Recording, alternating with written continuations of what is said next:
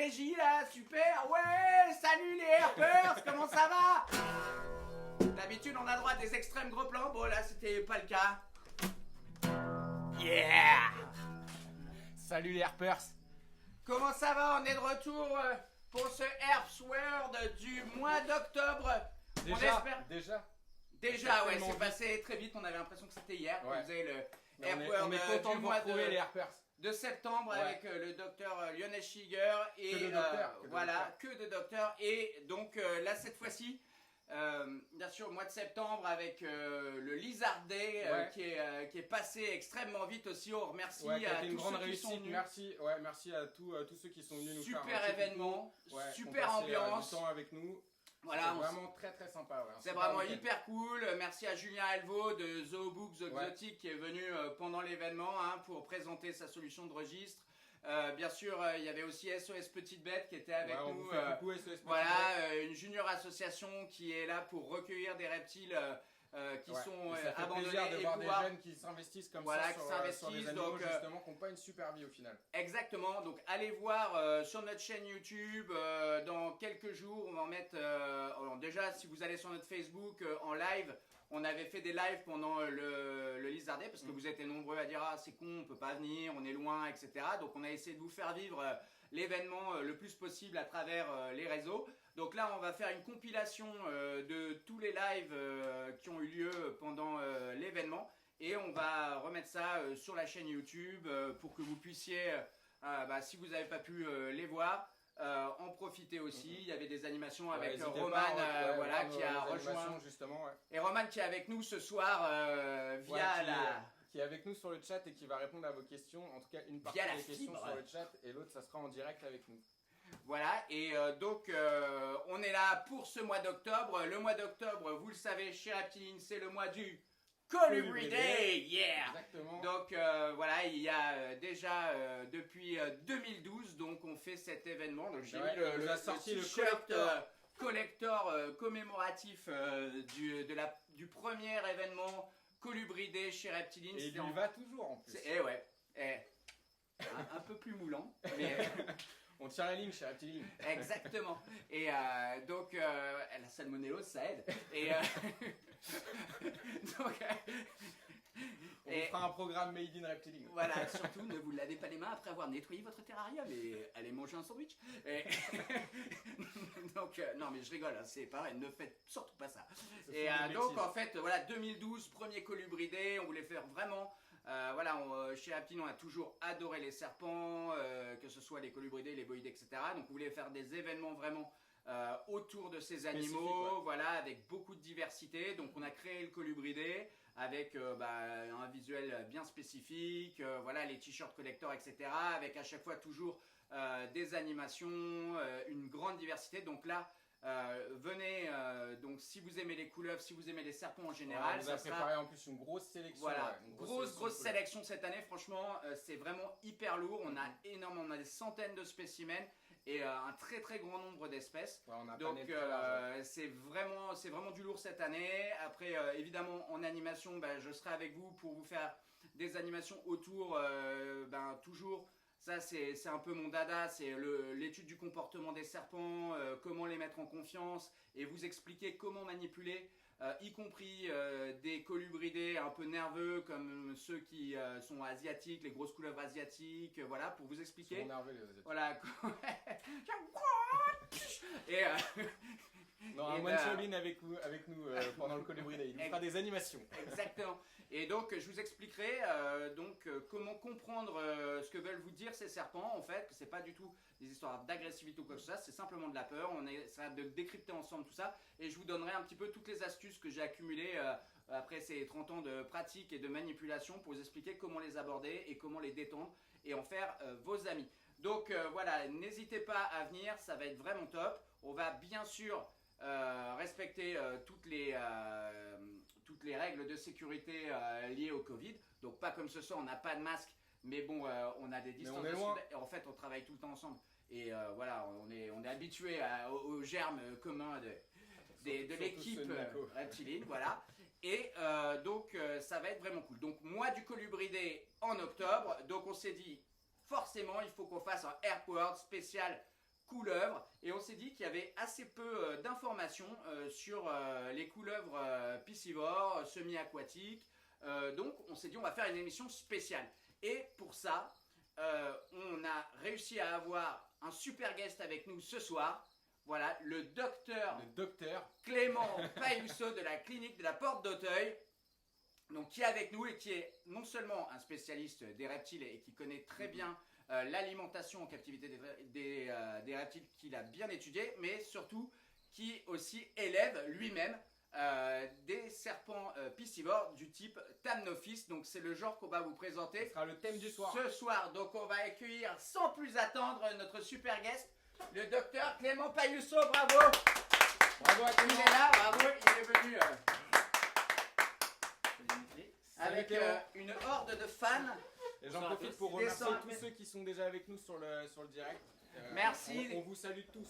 Et c'est vraiment cool parce que vous êtes de plus en plus nombreux à nous suivre. Donc nous, on essaye toujours de vous retourner l'appareil en vous faisant des émissions fun et de qualité avec des invités qui ont vraiment plein de choses de marque et qui ont vraiment plein de choses à vous raconter. Des gens que vous n'avez pas toujours l'opportunité de croiser et à qui vous pouvez en live poser des questions. Donc préparez vos questions pour dans pas longtemps. Vous allez pouvoir inonder cet homme de questions.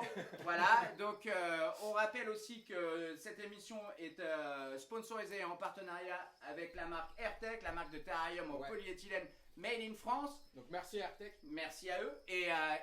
Donc on va à la fin de cette émission, on a fait un concours sur le teaser. Donc on a pas mal de gagnants. On va vous offrir. Ouais, on a sélectionné 10 gagnants du coup qui ont participé. Airtech. On vous les offrira. Voilà, alors restez jusqu'au bout. Et si vous avez d'autres choses à faire, comme d'habitude, on va retransmettre cette émission. Alors apparemment, on nous entend pas très bien. Cette émission, alors pourtant normalement on a mis un micro ce soir, donc ça devrait marcher encore mieux que d'habitude. Pourtant je hurle. Oui, les gens disent que toi ils t'entendent, mais voilà. Bon, alors parlez plus fort. On va essayer de parler. Moi j'ai rien dit encore. Voilà. Alors parle fort. Donc voilà, c'est parti. Pour cette émission donc sur les colubridés, les serpents piscivores. Donc on a choisi un genre qui est assez courant en captivité, qui comporte énormément d'espèces, c'est le genre Thamnophis. Mais si vous avez des questions sur d'autres espèces ou d'autres genres de couleuvres ou autres serpents piscivores, type Nerodia ou autres, n'hésitez pas. Donc là on va partir sur le genre Thamnophis. Donc on a ramené avec nous de jolis bébés Thamnophis de différentes espèces. Donc le genre Thamnophis, il a été décrit par Fitzinger en 1843. Donc c'est un genre qui est connu depuis très longtemps. Donc en termes d'étymologie, donc pour la petite histoire, sais-tu ce que veut dire Eh bien non, je ne le sais pas. Thamnophis? Parce que vous savez que chaque nom scientifique veut dire réellement quelque chose. Hein. Et en fait, il y a un très bon livre de Rémi Xas, qui était avec nous pendant le Lizard Day, le samedi, pour dédicacer son livre, justement, qui s'appelle l'étymologie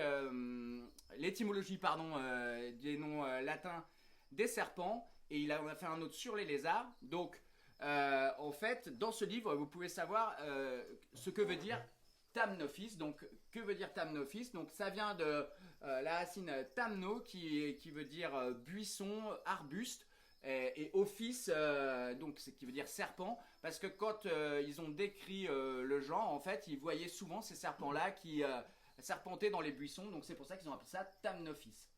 Voilà, c'est ça l'histoire. Donc c'est un genre qui comporte 34 espèces, donc qu'on trouve dans une aire de répartition qui est vraiment gigantesque, puisque tu me disais que c'était l'aire de répartition, une des aires de répartition les plus grandes qui existent. C'est ça, et c'est un des serpents qu'on retrouve le plus au nord dans le fort. monde. C'est un des serpents qu'on retrouve le plus au nord dans le monde, parce que je pense que tout le monde a déjà vu ces images de serpents qui sortent par milliers de la neige, avec des mâles et des femelles qui sortent pour se reproduire. Voilà. Voilà. Exactement. Et donc ça part du Canada et ça descend jusqu'à l'Amérique centrale, donc Honduras, Guatemala. Donc c'est au niveau des 34 espèces. Donc il y en a pas mal quelques-unes qu'on va vous présenter ce soir, donc notamment Thamnophis sirtalis, qui comprend 13 sous-espèces. Donc, qu'est-ce qui est intéressant chez ce petit serpent, c'est que donc il vit donc sous 4 saisons. Donc, on va voir ça par rapport à son élevage en captivité. Il va falloir faire des choses particulières, mais c'est un serpent qui est assez facile à élever et surtout qui est de taille plutôt modeste, puisqu'il est entre 50 et 70 cm de long et avec des records jusqu'à plus d'1,20 m, 1,22 m. J'ai vu ça dans la littérature. Pour certaines espèces ou sous-espèces. Donc c'est un animal qui a une longévité, on va dire, moyenne par rapport à la vie d'un serpent, entre 10 et 15 ans maximum. Donc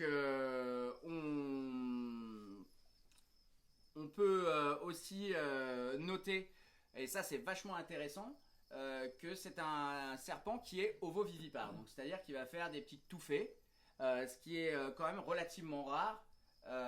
Chez les colubridés, là en fait c'est les natricidés si vous voulez être. C'est apparenté quand même. Voilà, c'est apparenté aux colubridés, mais c'est la famille des natricidés. Donc en fait ils sont tous ovovivipares. Il me semble que dans le genre. Oui, dans le genre. Après une autre information qui est assez intéressante. Il y a pas mal de gens qui parlent de l'éventuelle toxicité donc des morsures des Thamnophis. Donc vous allez voir, c'est des serpents qui ne sont pas du tout prompts à se défendre en mordant. Donc en fait, on peut les avoir sans aucun danger. Mais donc c'est des serpents qui sont aglyphes, c'est-à-dire ils n'ont aucun crochet en fait venimeux qui permettent d'inoculer du venin. En revanche, ils sont équipés de glandes de Duvernois. En fait, c'est des glandes qui sécrètent une substance qui est entre la salive et le venin. En fait, il y a une toxine dedans, enfin des toxines dedans, et c'est ça qui peut créer des réactions locales si on se fait mordre pendant un certain laps de temps. Donc, il n'y a jamais eu de problématique de gens qui sont morts ou qui ont eu de blessures graves suite à une morsure de Thamnophis. Jusqu'à ce soir. Restez avec nous, cher Harper.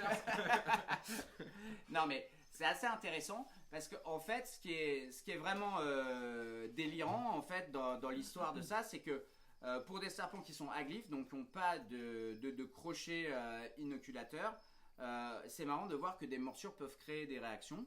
Donc je le rappelle, c'est quand même assez léger. Donc il y a eu des cas de gens dans la nature, voilà, qui les attrapaient, qui se sont fait mordre et puis qui ont eu des inflammations et tout ça. Mais en fait, il n'y a pas de complications sur l'organisme, etc. C'est vraiment local. Donc ça, c'était une petite aparté. Donc pourquoi ils ont cette toxine? C'est aussi pour chasser. En fait, ils n'ont pas ça pour rien. C'est aussi pour pouvoir attraper des proies et comment on va dire c'est aussi une prédigestion. Aussi une prédigestion, bien sûr. C'est un peu comme un venin, mais c'est pas tout à fait le même principe. Voilà. Au niveau du mécanisme, c'est pas tout à fait pareil. Et donc, c'est adapté à une alimentation qui est assez particulière puisque c'est des animaux qui sont assez opportunistes et qui vont se nourrir de poissons, d'invertébrés, de batraciens, éventuellement de rongeurs. On va voir tout ça en détail parce que dans l'élevage des Thamnophis et autres piscivores, l'alimentation est très importante. Si elle n'est pas bien fournie, on va avoir des problématiques de santé. Donc, un autre détail qui est assez intéressant, il y a dans l'aire de répartition un triton qui est le triton rugueux, qui est extrêmement toxique en fait. Et les Thamnophis sont capables de le manger. C'est la seule créature qui est capable de manger ce triton parce qu'elle est en fait immunisée contre la toxine du triton qui est dangereuse pour tous les animaux, y compris pour l'homme. Donc là, on vous a fait une belle petite sélection de Thamnophis. Donc on va vous les présenter avec Clément, puisqu'il y en a une qui vient aussi de son élevage. C'est la Thamnophis marcianus. Serpent jarretière à damier. Voilà. On connaît bien. Vraiment des carrés noirs sur un fond gris avec une ligne dorsale qui peut être très orange et qui s'atténue en grandissant. Donc là c'est une juvénile qui a 4-5 mois. Donc la ligne est plutôt orange. Je vais vous montrer qu'en fait c'est des animaux qui sont tout à fait manipulables, bien que un petit peu rapides comme vous pouvez le voir. Mais par contre ils sont pas du tout prompts à se défendre en mordant. Donc, alors là, c'est la Thamnophis marcianus. C'était une Thamnophis qui n'était pas très courante en captivité jusqu'à il y a peu. D'accord, moi je l'élève depuis à peu près une dizaine d'années. Voilà, mais tu es peut-être le seul. Tu es un des pionniers. Tu es un des pionniers. Sans le savoir. Alors, il y a 2 sous-espèces de Thamnophis marcianus. Donc ça, c'est la Marcianus marcianus qu'on trouve donc dans le sud des États-Unis. C'est ça, et Mexique. Arizona, je crois aussi. Oui, c'est ça, sud des États-Unis et Mexique aussi. Voilà, donc Arizona, un État d'Amérique ou Arizona, bien sûr. MC Solar, si tu nous regardes. On pense à toi. Le rap français n'est pas mort. Et donc, il y a une autre sous-espèce, Pareauriculatus, oui, qui elle est au Honduras. Donc là, on est vraiment dans la zone de répartition vraiment sud dans le sud de l'aire de répartition, je veux dire. Ouais, et pour que les gens se rendent bien compte, elle est aussi au Costa Rica. Parce que Honduras, on n'arrive pas trop à savoir quelle météo il fait là-bas, mais par contre, on le retrouve aussi au Costa Rica. Donc, quand on parle du genre Thamnophis, il faut imaginer, il y a vraiment tous les biotopes. On va du biotope tempéré avec des extrêmes de chaleur énormes en été et aussi en hiver. Mais aussi, on peut aller dans le milieu tropical. Par exemple, au Costa Rica, moi j'en ai vu, elles étaient dans la forêt humide. C'est vrai que tu es allé au Costa Rica. Tout à fait, tout à fait. Voilà, et ça faisait partie de ma liste de serpents à voir. Et tu les as vus? J'en ai vu. Et comment tu as fait? Bah, j'ai cherché. J'ai trouvé. Et où est-ce que tu les as trouvées? Dans quel endroit étaient-elles? Ah, c'était au nord à peu près du Costa Rica. Dans un narcotrafiquant. Dans un marché. Voilà, pour vous dire vraiment qu'il y a un type de biotope qui est vraiment très varié dans ce genre-là, et on peut pas dire bah, j'ai une Thamnophis, donc ça vit comme ça ou comme ça, parce que même dans les sous-espèces, vous avez une variation qui est énorme. Vous prenez Thamnophis sirtalis, donc cette espèce-là, vous avez, comme disait Nico, 13 sous-espèces différentes qui vont de Sirtalis parietalis, qui est justement la sous-espèce qu'on voit sortir de la neige, mais vous avez aussi celle qui est bien connue, c'est le serpent jarretière de San Francisco. Donc Thamnophis sirtalis tetratenia, qui elle vit uniquement dans une zone toute... Bah, c'est celle-ci. Alors voilà, on peut vous la montrer, la tetratenia. Alors j'en profite pour saluer notre ami Philippe Gérard qui avait il y a longtemps écrit un livre avec Fred Marquet sur les Thamnophis Enerodia. Donc si vous cherchez un ouvrage en français sur ces serpents, n'hésitez pas, vous pouvez le trouver sur notre site. Ouais, très bon, je l'ai aussi. Voilà, livre de Philippe Gérard et Fred Marquet sur les Thamnophis. Et on passe le bonsoir à Philippe. Voilà, on passe le bonsoir à Philippe. Donc là, on parlait de la Sirtalis. Regardez, je vous en montre une très jolie, là, la Cancinus. Alors, vous voyez, c'est des serpents qui sont à la fois esthétiquement très agréables. C'est ça qui est intéressant, c'est qu'on a une belle diversité justement au niveau des couleurs. Voilà, et surtout, vous voyez, bon, je vous ai vite fait parler de la toxicité rapide et faible de la salive, etc. Mais vous voyez, en fait, on n'a pas besoin de trop s'en inquiéter parce que regardez, ces animaux qui sont super calmes, surtout là, tout est né en captivité. Donc, il n'y a aucun problème, ils sont habitués aux mains et franchement, vous voyez, ils se calment super vite. Mais en revanche, vous avez vu, ça peut bouger très vite, donc c'est des animaux qui sont aussi très actifs. C'est ça qui est très intéressant dans l'élevage de cette espèce parce que c'est vrai que souvent, certains serpents sont assez peu actifs, la plupart des boïdés, voilà, sont souvent très nocturnes, ou enfin, ils bougent très peu. Et c'est vrai que c'est ça qui est sympa chez les colubridés et notamment ce type de couleuvre, enfin de natricidés si on veut être... oui, mais ça reste une couleuvre. Ça reste juste pas un colubridé, voilà, mais ça reste une couleuvre.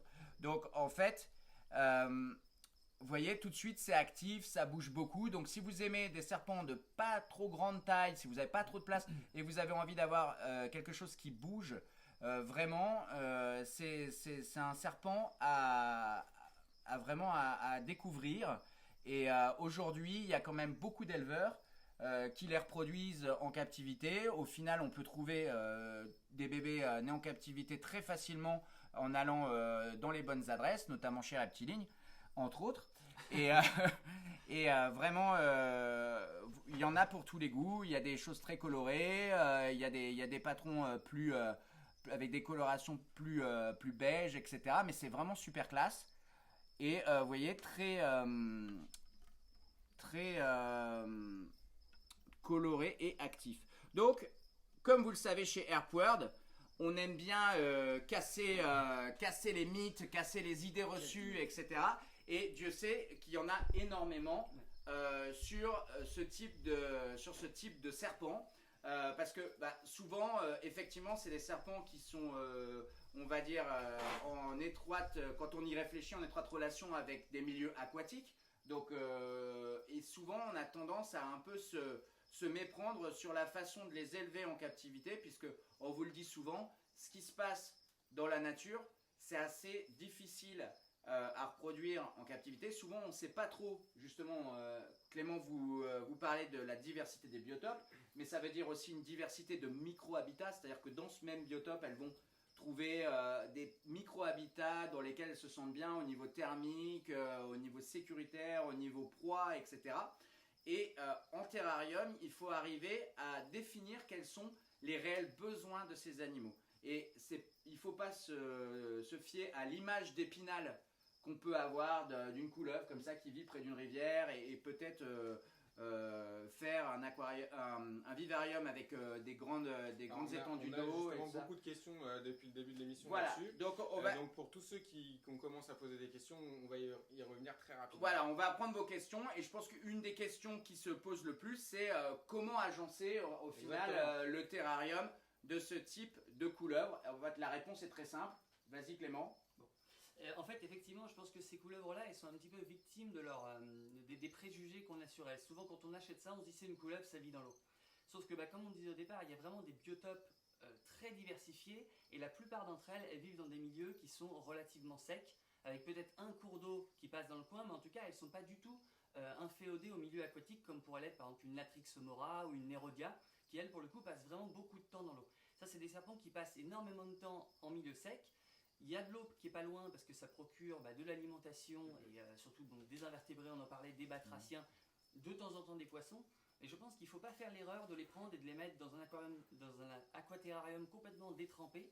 Là, vous allez droit à la catastrophe. Avec une grande partie d'eau, par exemple. C'est ça. Alors, on peut faire une grande partie d'eau s'il y a une partie sèche qui est quasiment 2/3 de superficie, celle de la partie aquatique.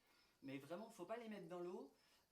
Elles nagent bien, ça y a aucun souci, mais en tout cas en captivité vous allez faire des bêtises, c'est pas du tout comme ça qu'il faut faire. Moi je pense qu'il faut les élever tout simplement comme une Pantherophis guttatus à peu près, avec un bac d'eau si vous voulez qui est un petit peu plus grand, mais pas plus quoi. Vraiment elles aiment le sec, il n'y a pas besoin d'un milieu aquatique prédominant.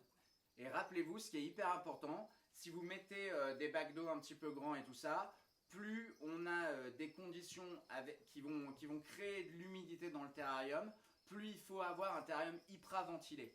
En fait, l'erreur, on va essayer de faire un test parce qu'on avait mis un nouveau micro, apparemment on a beaucoup de retours, ça marche pas. C'est compliqué. Voilà, on va essayer de le faire. Vous nous entendez mieux comme ça? Et moi j'attends vos retours sur le chat pour me dire si c'est mieux. Cher Harpers. Est-ce que, alors 1, 2, les Harpers, est-ce que vous nous recevez? C'est bon? Vous entendez mieux comme ça? 1, 2, test micro. Non, ça répond plus, on a perdu tout le monde. Plus personne nous entend? En tout cas, il y avait Max Bachalas qui te remerciait, Clément, parce qu'il est d'accord avec toi sur ce que tu viens de dire. Il disait enfin quelqu'un qui dit. C'est bon? Vous nous entendez, les gars? Merci. Voilà, alors, bon. Madame Philippe nous dit que c'est bon. Merci, Madame Philippe. Merci, Madame Philippe. Alors, je repars. Donc, je vous disais, ce qui est hyper important, ça je vous le dis très souvent sur les boïdés tropicaux qui souffrent un peu des mêmes stéréotypes, avec une soi-disant hygrométrie importante, c'est extrêmement mauvais. Donc en fait, plus vous avez des animaux où il y a des parties d'eau qui peuvent être importantes comme là, plus il va falloir ventiler votre terrarium parce que la clé c'est l'aération. Le problème c'est que dans un terrarium, on est dans un milieu clos et on ne pourra jamais avoir ce qu'on peut trouver dans la nature. Donc en fait, il faut toujours extrêmement ventiler les parties sèches et changer l'eau régulièrement. Donc si vous faites une partie aquatique un petit peu plus grande, il faut pouvoir garder cette eau saine parce que ces animaux défèquent énormément, ils ont un métabolisme très rapide, hein, tu vas nous expliquer ça. Et donc à chaque fois qu'ils vont aller dans l'eau, ils vont déféquer, donc il faut pouvoir nettoyer. Ici, quand on les élève, on a des bacs d'eau relativement grands dans lesquels ils peuvent aller, qui sont assez plats, mais on les change comme on le ferait avec n'importe quelle couleur, comme l'a dit Clément. Donc, alors j'aimerais juste ajouter, en tout cas pour les Marcianus, parce que moi maintenant je me suis vraiment focalisé sur cette espèce-là que j'aime beaucoup. C'est des serpents qui en général, et je pense que c'est vrai pour les autres aussi, j'en ai élevé pas mal d'espèces et sous-espèces, mais c'est aussi, pour le coup, différemment de la Pantherophis guttatus, c'est des animaux qui se thermorégulent vraiment très bien et qui adorent avoir un spot chauffant et un point chaud vraiment bien et un gradient de température assez important. Et vraiment on les voit quand la lumière s'allume le matin, elles s'exposent au spot chauffant. Alors je parle pas d'UV, hein. Là la question des UV, de l'intérêt des UV sur cette espèce-là, bon, on pourrait en parler toute une émission, on ne sait pas vraiment est-ce qu'il y a un intérêt ou pas, il n'y a pas eu d'études encore, savoir est-ce que les UV favorise la synthèse de la vitamine D3. En tout cas, ce qui est certain, c'est qu'on peut s'en passer en captivité. Alors, il y a peut-être d'autres intérêts des UV qu'on ignore. La lumière. Et peut-être qu'on apprendra. Ça, alors la lumière, c'est encore autre chose, mais en tout cas pour les UV. Là, moi, je vous parle juste d'un spot chauffant avec un point chaud, sur lequel les animaux peuvent se thermoréguler, venir se chauffer. Et aussi, ils peuvent en sortir parce qu'il faut un point froid de bonne qualité. Alors, vous savez que dans Airpower, on vous parle souvent de ce concept qui est assez peu développé finalement en terrariophilie. On vous en a souvent parlé, qui est le concept que tous les serpents ne se chauffent pas de la même manière. C'est-à-dire qu'il y a des thermorégulateurs, comme vient vous l'expliquer, et c'est le cas de cette espèce, et des thermoconformistes, comme par exemple un python mongersmé, qui vivent ou un Morelia viridis, qui va vivre dans un environnement qui est toujours un petit peu, qui est homéotherme, qui est toujours un petit peu autour des mêmes températures.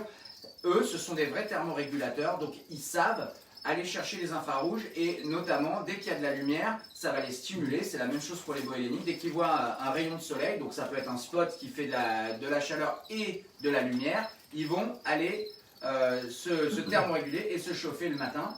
Et tout à l'heure, tu racontais donc l'anecdote des thamnophistes qui sortent d'hibernation.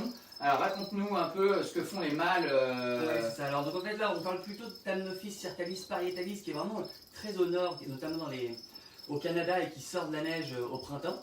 Et en fait, donc, tous se dépêchent en fait de se réveiller pour se reproduire. Il y a vraiment une course. Il y a beaucoup plus de mâles que de femelles au Canada. Comme en boîte. Pour les serpents. Et en fait, c'est vraiment une course à la chaleur. C'est-à-dire qu'ils veulent se réchauffer le plus rapidement possible pour pouvoir se reproduire le plus rapidement avec les femelles.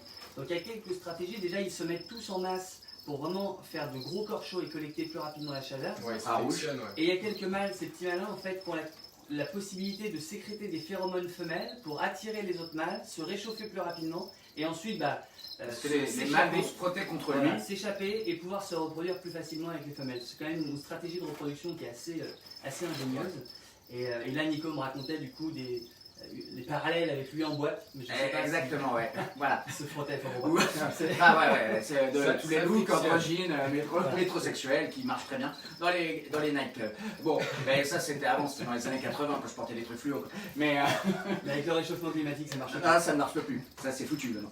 Et l'autobronzant et tout, voilà. Donc, du coup, c'est vachement intéressant comme comportement. Et c'est un autre comportement, c'est là où les serpents sont passionnants, c'est que selon les espèces, ils vont développer des stratégies pour la reproduction qui sont totalement opposées, puisque là, on va avoir des tonnes de mâles qui vont être ensemble, et il va y avoir une agrégation de mâles pour pouvoir féconder les femelles, s'accoupler avec les femelles. Voilà, c'est The Partous, comme on dit dans les soirées escarpées en bois de chez...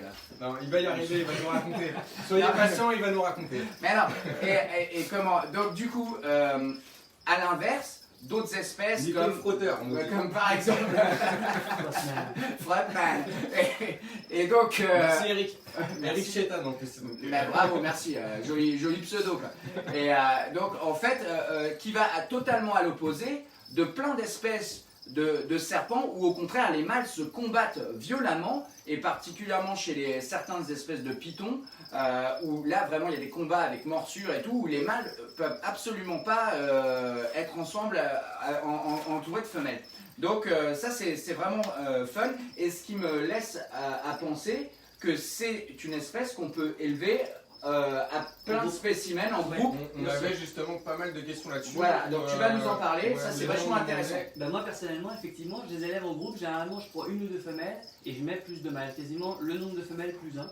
Enfin, c'est une stratégie de reproduction, mais je trouve que ça marche bien. Ça les stimule, tu veux dire? Ouais, en tout cas pour la reproduction.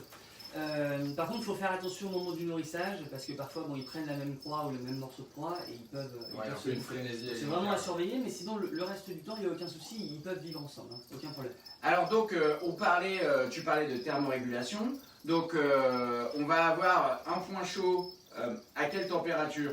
Bon, en général, moi je le mets entre 35 et 40, c'est vraiment un point chaud focal. Ah ouais, c'est très chaud. Hein. Ouais, mais ensuite, ils choisissent d'y aller ou non, quoi. Bien sûr. Et après, dans le reste du terrarium, au niveau de l'ambiance, c'est température ambiante. De toute façon, ils vivent en milieu tempéré, ils vivent au Canada, donc c'est à peu près le temps qu'il fait ici. Donc, enfin, pas il y a une plage thermique qui est très voilà, exactement. Mais ils sont assez résistants. C'est-à-dire que moi, parfois, même en hiver, peut-être qu'on y reviendra après, mais il y a une phase de repos, je coupe le chauffage et il fait 15 à 16. Quoi. Voilà, j'allais y venir. Donc, ça, on va dire qu'il y a à peu près. Normalement, ils vivent sous 4 saisons. Hein, alors, pas tous, pas tous, bien sûr. Qui sont au Costa Rica, en tout cas en Amérique centrale. Non, c'est plutôt saison sèche, saison humide. Mais voilà. Donc, bon, en captivité, on n'aura pas 4 saisons, mais on va faire plutôt 2 périodes. Donc, une période qui sera chaude, on va dire, où il va y avoir un point chaud, il va y avoir de l'éclairage, etc. Et ensuite, il va y avoir une période, on va dire, plutôt hivernale, où là, tu vas modifier les températures et les conditions d'élevage. Donc, explique-nous comment toi, tu prépares ta période hivernale et comment ça se passe de A jusqu'à Z, quoi. Ouais, bon, c'est assez simple, parce que c'est vraiment des serpents qui sont assez robustes, hein, comme je vous disais, ils vivent par chez nous. Donc ça se fait très simplement. Moi, dans mon aquaterrarium, parce que oui, je vous ai menti, j'ai aussi un petit peu parce qu'il faut se faire plaisir. Mais en vrai, les juvéniles, je les avais pas du tout comme ça et ça marche très bien. Mais il faut vraiment que la partie aquatique soit bien gérée. Ça mis à part, en fait, j'ai donc un tapis chauffant pour la nuit et j'ai un point qui fait uniquement chaleur, qui est très focal. Et en fait, ce que je fais en hiver, c'est que je ne laisse que le point chauffant et j'enlève le tapis chauffant qui, lui, finalement, augmente la température générale de mon terrarium. Donc il reste que le point focal, mais en dehors de ça, et surtout la nuit, ça caille, quoi. Et je trouve, en tout cas, moi j'ai eu de bons résultats avec cette technique-là, et j'ai aucun souci. Donc c'est-à-dire que c'est pas une réelle hibernation qu'on peut le faire avec certaines colubridés où on va les mettre vraiment à 8 degrés pendant 3 mois et dans le noir, ils dorment, ils hibernent. Là on va faire plutôt une hibernation où on a quand même, on donne l'opportunité aux animaux de se chauffer quelques heures la journée. C'est ça. Et des nuits plus longues et plus froides. C'est ça. Alors après, moi par contre, j'ai élevé uniquement des espèces. J'ai jamais élevé par exemple Certalis parietalis qui, elle, pour le coup, je pense, a besoin d'une vraie hibernation comme les tortues. Parce que bon, elle sort de la neige, peut-être plus courte hein, sur 2-3 mois. Mais en tout cas, moi, toutes les espèces que j'ai élevées, bah, c'est grosso modo celles qui sont ici. Hein, c'est la Martianus et les Certalis, mais les sous-espèces qui sont globalement au sud, donc il ne faut pas des hivers aussi rigoureux. Et donc, elle, je fais une hibernation, c'est-à-dire une température d'entre 15-16 degrés. Les animaux bougent toujours, ils se nourrissent encore un petit peu, mais beaucoup moins. Et ils ont une phase de repos comme ça. Et donc, tu les cycles aussi au niveau de la nourriture, puisque en fait, tu vas nourrir beaucoup moins pendant cette période. Nourrir beaucoup moins. Qui est à peu près de la Toussaint à la Saint-Valentin, c'est grosso modo les périodes qu'on dit aussi pour les tortues. Donc, c'est à peu près 4 mois. C'est bon à retenir, ça fait un bon moyen mémotechnique de la Toussaint à la Saint-Valentin. Et forcément, à la Saint-Valentin, qu'est-ce qu'on fait? On les met ensemble. Et voilà, forcément. Donc, c'est la saison des amours, Dimitri. Du frottage. Et voilà, donc ça c'est important. Donc, ce qui nous emmène, maintenant qu'on a vu un petit peu donc, les conditions d'élevage, les températures, donc ce qui est vraiment important, on a parlé donc brièvement des UV, on ne va pas s'apesantir là-dessus parce que ça part toujours dans des débats et tout ça. Moi je pense que par contre pour des animaux thermorégulateurs comme ça... On est revenu le mois dernier voilà, sur les UV, on vous laissera regarder l'émission. Voilà, revenez sur l'émission et c'était vraiment cool, on a pu vous parler de choses un petit peu techniques comme les UV sans que vous dormiez et c'était un pari plutôt réussi, bravo camarade. Allez. C'est cool. Et donc là, moi je pense que ce qui est aussi important, c'est simplement la lumière. Je pense que le fait d'avoir des journées avec une lumière brillante, enfin en tout cas c'est ce que j'utilise pour pas mal de boïdés, avec ce genre d'espèces qui sont thermorégulateurs. Les thermorégulateurs associent vraiment la lumière à la chaleur. Donc je pense que d'avoir des éclairages un peu sympas comme des LED, enfin nous on utilise beaucoup ça, je sais pas si toi tu utilises ça. Pas pour les thamnophistes, mais bon c'est pas... je me suis pas encore penché dessus. Mais voilà, parce que ça fonctionne sans. Mais en gros, je pense que ça peut vraiment stimuler. Et en plus, vous aurez de belles couleurs et je pense que ça peut être vraiment intéressant, même pour la vision des animaux, etc., d'utiliser des LED, en tout cas. Ouais, c'est une vraie stimulation sur l'ensemble de leurs besoins. Quoi. Ouais, c'est exactement. super intéressant de leur proposer. Et c'est vrai que la glande hypophyse, etc., pour les hormones sexuelles, on sait que c'est hyper stimulé par les cycles lumineux réduits ou augmentés. Et puis on le voit aussi de façon en captivité avec nos animaux, comme là où on est en train de redescendre en luminosité naturelle. Si on a des pièces avec des fenêtres, on le voit aussi sur le comportement de nos exactement. animaux. Donc c'est quelque chose qu'on peut utiliser. Et la stratégie lumineuse, l'avantage c'est que pour certains animaux qui seraient plus sensibles à des infections respiratoires dues à des températures basses et tout ça, c'est vrai que vous prenez moins de risques à jouer sur le cycle lumineux qu'à jouer sur les températures. Bon là, c'est pas le cas pour nos thamnophyses puisque elles sont très résistantes à ça. Elles sont habituées à des températures basses, elles savent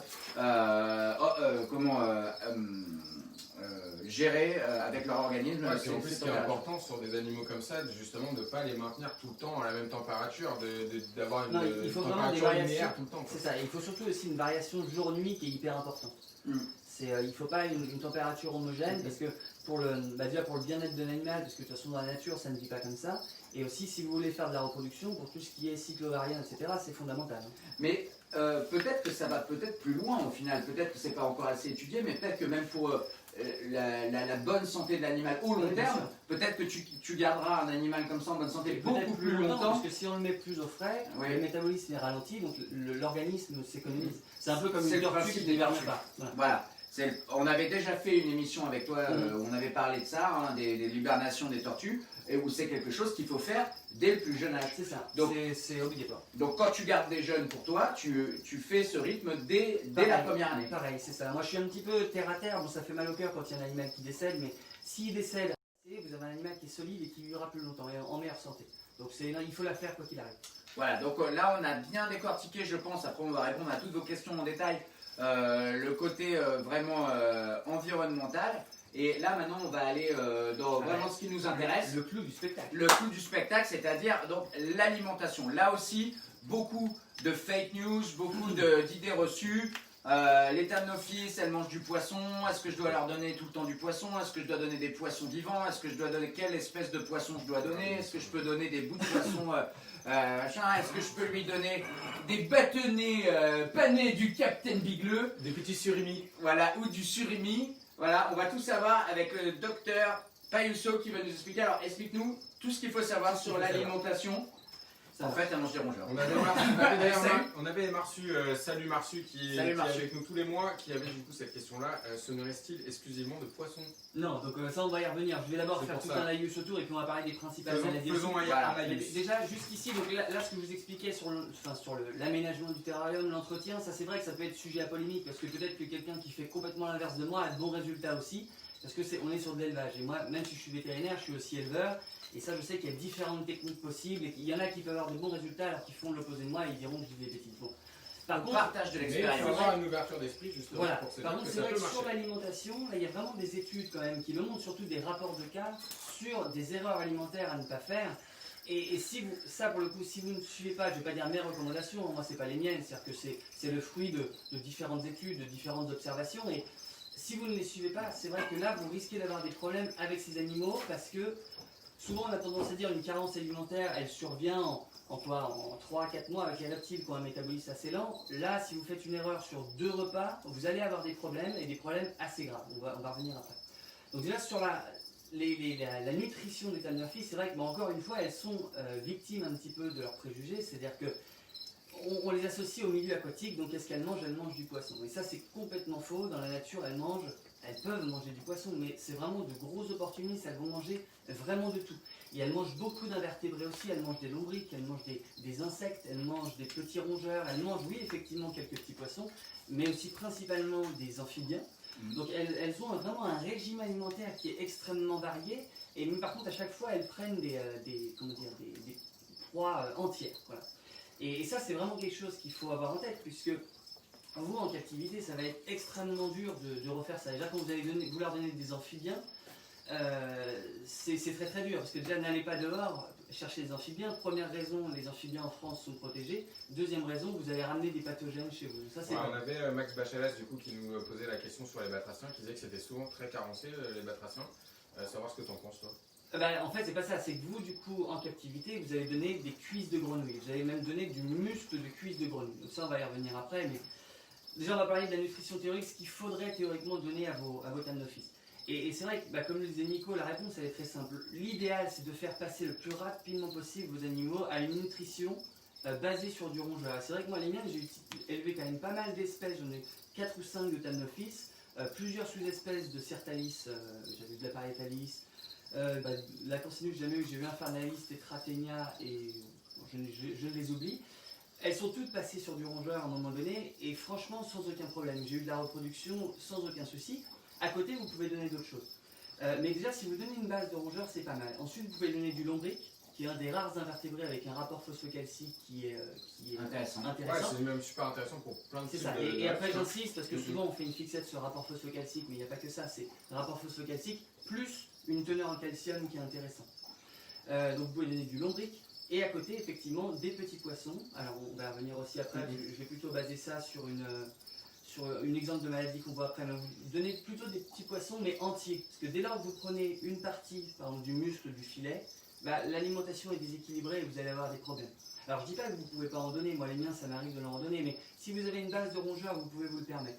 Si votre animal refuse du rongeur ou de la proie entière, commencez pas à partir là-dedans parce que là vous allez avoir des soucis et vraiment très rapidement. Et puis je fais une petite aparté pour revenir rapidement sur les batraciens. Donc Clément vous déconseillait vivement de prendre des batraciens dans le milieu naturel. Bon, il vous a donné ces raisons qui sont tout à fait pertinentes, mais c'est pareil. Dites-vous bien que quand vous prenez des batraciens qui sont nés en captivité, ils peuvent aussi être porteurs de certaines bactéries ou de parasites qui peuvent contaminer vos serpents. C'est pour ça que quand je vois des fois des gens donner d'autres serpents à des serpents, enfin des reptiles en général, d'autres lézards, etc. C'est vrai que des fois il y a des animaux qui ne mangent par exemple, qui mangent beaucoup de lézards dans la nature, et quand on a des animaux importés, des couleuvres qui sont vraiment spécifiquement sur les lézards, on est obligé. Mais si on arrive à switcher sur une proie qui est beaucoup plus saine, comme les rongeurs, l'avantage c'est qu'on prend beaucoup moins de risques, parce que même des animaux qui sont élevés, on sait que en captivité, on a des bactéries, on a des parasites internes, on a plein de choses. Et en fait, vous pouvez contaminer vos magnifiques serpents en allant acheter, forcément, si c'est pour donner à votre serpent des lézards ou des serpents, vous n'allez pas prendre le top de top. Hein. Vous allez choper ce qu'il y a de moins cher dans l'animalerie du coin, etc. Et ça peut être risqué. Donc ça, c'était une petite aparté. Essayez de limiter au maximum. Après, si vous pouvez élever certaines espèces d'amphibiens, etc., et que vous savez que votre élevage il est clean, pourquoi pas? Ça peut varier, pareil pour des lézards. Mais méfiez-vous de ça. Et pour les lombrics, parce que c'est super important. Les lombrics, il y a plein d'éleveurs de lombrics au fait. est-ce qu'on peut les prendre dans la nature? On a eu des questions. Ah oui, est-ce qu'on peut prendre un lombric dans la nature? Je pense que c'est pas protégé, il faut juste s'assurer qu'il n'y ait pas de pesticides. Ouais, c'est ça le problème. La qualité de votre terre. De pesticides, mais sinon il n'y a pas de problème. Ouais, parce que c'est vrai que je pense qu'un lombric, quelque part, enfin je suis pas expert, mais ça doit être un peu une éponge. Je suis pas expert, toi. Non, pas expert en lombric. Oui, c'est ça. Moi, mes lombrics sont plutôt gros, grands, ils sont tout noirs. Et bon. Voilà, avec une langue bifide. Et en fait, je pense que c'est un peu une éponge à tout ce qu'il peut y avoir dans la terre. Donc, si vous allez choper ça dans un endroit où il y a beaucoup de pesticides, des champs et des choses comme ça, ça peut être tendu parce que je pense que ce genre d'animaux peuvent être très sensibles à tout ce qui est pesticides, insecticides, etc. Donc, par contre, je pense qu'il y a plein d'éleveurs de vers de terre. On peut en trouver très facilement sur Internet. Vous en trouverez prochainement sur reptiling.fr aussi. Ouais. Il est hyper fier de sa vente de vers de terre. Et je suis expert en lombric. Voilà. J'avais aussi, on avait Max toujours qui, ça fait plusieurs fois qu'il nous pose la question, donc je vais aborder le truc. Par rapport en fait au batracien, il nous parlait de la vitamine B1 qui était... Alors ça, je vais venir juste après sur la vitamine B1. D'abord, je voulais juste terminer l'alimentation. Bon, Max, on arrive dans quelques minutes. T'inquiète pas, on arrive. C'est prévu, je vais en parler parce que c'est vraiment la maladie de ces animaux.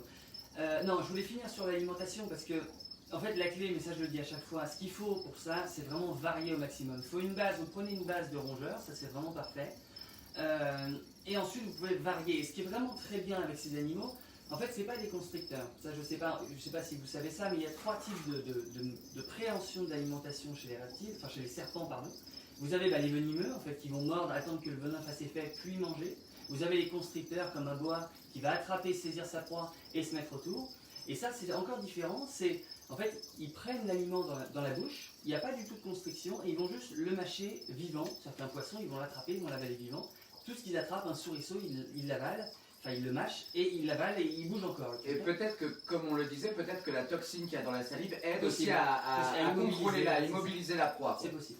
Et donc ça c'est un peu une chance, vous pouvez leur donner vraiment une grande variété de choses. Ça peut être du foie de volaille, du foie de bœuf, Alors pourquoi le foie? C'est que c'est riche en vitamine A, ça c'est vraiment bien. On peut leur donner du filet de poisson, je viens de vous dire que c'était pas bon, mais vraiment en complément ça peut être pas mal. Des bouts de cuisses de grenouille, ça peut être vraiment tout et n'importe quoi en morceaux. Il y en a qui leur donnent des bouts de viande de dinde, bon c'est pas l'idéal encore une fois, mais ça prend à peu près tout. Hein. Donc ça c'est vraiment l'idéal. Et est-ce que, j'ai une question donc, et est-ce que du coup quand on donne un bout de filet par exemple, est-ce qu'on peut le supplémenter? Tout à fait. En mettant de la poudre de calcium avec de la vitamine, enrichie en vitamine A, etc. Plutôt calcium. Pas trop, moi je suis pas trop pour la supplémentation en vitamines lipophiles, qui sont la vitamine A et D3 notamment chez les reptiles. Par contre, vous pouvez saupoudrer effectivement en vitamine B1. Donc il y aura des compléments, vous trouvez que de la vitamine B1. Mais ça, vous pouvez donc complémenter en carbonate de calcium pur, sans vitamine, et la vitamine B1. Voilà. Donc ça, c'est effectivement, on va y venir, parce qu'après là, je vais passer aux maladies, et aux principales maladies liées à l'alimentation carencée. Donc ça, c'était à peu près la nutrition théorique. Mais après, encore une fois, parfois je vous donne ce qu'il faut donner à manger, vous allez me dire oui, mais ma couleuvre, elle ne veut pas manger de lombric. C'est vrai, mais essayez de trouver et vraiment de faire au mieux, d'avoir une bonne base rongeur. C'est pas évident, moi j'en ai une que j'ai essayé de démarrer, elle ne voulait pas avoir les rongeurs. Bah, vous essayez, vous frottez des rongeurs sur du poisson, vous mélangez du poisson avec du rongeur. Voilà, c'est des choses pour démarrer, il faut voir, chaque individu est différent, celle-ci elle démarrait au rongeur tout de suite, sans aucun problème. Mais ça c'est vraiment une bonne base je trouve le rongeur, même pour ces animaux dits piscivores qui ne le sont pas. Alors chez Reptiline on a une petite technique, ça c'est une astuce que je vais vous donner, alors tu me diras ce que tu en penses Clément, mais nous ça marche très bien. En fait vous allez me dire oui d'accord, mais quand ils naissent ils sont vraiment tout petits, comment on fait pour donner du rongeur? Parce que même un bébé souris c'est quand même gros. Donc en fait c'est tout simple, quand vous avez votre petit rosé de rongeur congelé, vous allez, une fois qu'il est congelé, le découper en lamelles. Et nous, en fait, on met ces petites lamelles dans une petite gamelle avec un fond d'eau. Et en fait, le fait de mettre un fond d'eau, ça va attirer les couleuvres. Et en fait, elles viennent toutes comme ça et elles viennent toutes choper des petits bouts de rongeurs. Et jusqu'à présent, on a toujours eu du succès avec cette technique. Quasiment tous, elles se nourrissaient comme ça sans problème. Et après, on fait des bouts plus gros jusqu'à ce qu'elles soient assez grandes pour manger un rongeur complet. Donc, c'est simple à faire, vous sortez votre rongeur du congèle, vous le coupez avec un couteau qui coupe bien, vous le mettez dans un petit ramequin. Coupez-le congelé. Oui, coupez-le congelé. C'est simple et un petit peu moins gore. Ouais, exactement. Quelques petites techniques. C'est la technique et pour les Émile Louis. Pour les plus difficiles, justement, dans cette petite coupelle avec un fond d'eau et du rongeur, vous mettez un tout petit bout de poisson qui va venir donner de l'odeur. Et pour les plus difficiles, souvent ça marche. Si ça ne marche pas la première fois, ça marchera la fois d'après. Mais franchement, moi je les ai toutes démarrées. Certaines c'est un petit peu plus long, mais ça finit par fonctionner. Et c'est vrai que c'est sympa en plus de les voir venir. Elles viennent toutes dans le pot, elles pêchent les bouts de rongeur. Alors par contre, il faut juste faire attention, c'est que justement quand on en a plusieurs, c'est que des fois elles sont voraces. Ouais, donc, du coup, elles piquent le bout de rongeur de l'autre et qu'elles passent un peu sur le copain ou la copine. Donc il faut surveiller pour pas que ça se passe. Et après, juste la petite astuce là, pour ceux qui sont comme moi assez sensibles aux mauvaises odeurs. Comme ça fait un petit bouillon de rongeur avec dans de l'eau, ça sent très rapidement le rongeur mort. Donc une fois qu'elles ont mangé, il faut dans moins de 24 heures, il faut enlever le bol et remettre du frais. Parce que sinon, si vous laissez ça 2 jours dans votre terrarium, c'est l'infection chez vous, hein, c'est horrible. Donc faites bien attention à ça. Voilà, donc merci les Harpers pour le grillon qui était en train de manger mon rêve. Merci. Et on reprend. Voilà, donc là on va parler du clou du spectacle. C'est vraiment, on est dans les maladies, donc moi ça m'intéresse particulièrement. Car c'est un vétérinaire. Voilà, exactement. C'est vraiment la carence en vitamine B1, la carence en thiamine, ce que chez les humains on appelle le beriberi, qui est une maladie en fait qui est assez connue et qui vient justement d'une carence, un défaut de vitamine B1 dans l'ictomarétome. Non, ça me fait penser à des paroles d'une chanson de TFN. D'accord. Et ton beriberi. Non, nous on peut pas connaître. Ouais, d'accord, mais non, ouais, ça va, c'est bon. Donc c'est vraiment une carence en vitamine B1. Et cette carence en vitamine B1, donc déjà qu'est-ce que la vitamine B1? Donc c'est une vitamine, mais qui est hydrosoluble. Elle n'est pas liposoluble comme la vitamine A et la vitamine D3. Liposoluble qui veut dire qui se dissout dans les lipides. Voilà, qui se dissout dans la graisse. En fait, on s'en fout un petit peu de tout ça, mais quelle est la conséquence de tout ça? C'est que la vitamine A et la vitamine D3 qui sont liposolubles, on arrive, en tout cas l'organisme les stocke très bien et notamment au niveau du foie. Alors que toutes les vitamines hydrosolubles, l'organisme n'arrive pas à les stocker, donc il en faut un apport qui est quasiment constant. Bon. Et cette vitamine, elle est indispensable, notamment pour le fonctionnement du cerveau, et ça va expliquer les symptômes que j'exposerai après. Comment on a une carence en vitamine B1? Vous avez 2 procédés. Soit dans la ration, vous n'en avez pas assez, un défaut primaire en vitamine B1, soit vous amenez dans la ration quelque chose qui va consommer la vitamine B1, ce qu'on appelle la carence secondaire. Et qu'est-ce que c'est ce quelque chose? C'est une enzyme qu'on appelle la thiaminase et qui est bien connue des gens qui s'intéressent un petit peu à ces serpents. Bon. Alors on va parler déjà de la carence primaire. Comment on n'apporte pas assez de vitamine B1? C'est justement en donnant des morceaux de proie. En fait, la vitamine B1, elle est en grosse quantité dans les viscères. Et il faut savoir aussi que 50% de l'apport de la vitamine B1 chez les vertébrés, donc chez nous aussi, c'est la flore digestive. Donc déjà, 50%, il est apporté quotidiennement grâce à nos bactéries. L'autre apport donc, est alimentaire. Donc dès lors que vous donnez des morceaux de proie, ça peut être du filet de poisson, du muscle de vertébrés ou de la cuisse de grenouille, ça déjà c'est carencé en vitamine B1. Donc déjà si vous donnez ça sur 3-4 repas, vous pouvez voir des signes d'hypovitaminose B1. Bon, c'est pas la cause la plus fréquente. Une des plus fréquentes, c'est ça, et en plus vous le donnez congelé. Parce que la congélation va détruire la vitamine B1. Donc en plus, un aliment qui n'en avait déjà pas beaucoup, vous allez réduire encore plus. Donc ça accentue évidemment la probabilité. Donc un poisson congelé par exemple. Par exemple, un poisson congelé, vous diminuez la quantité de vitamine B1. Bon.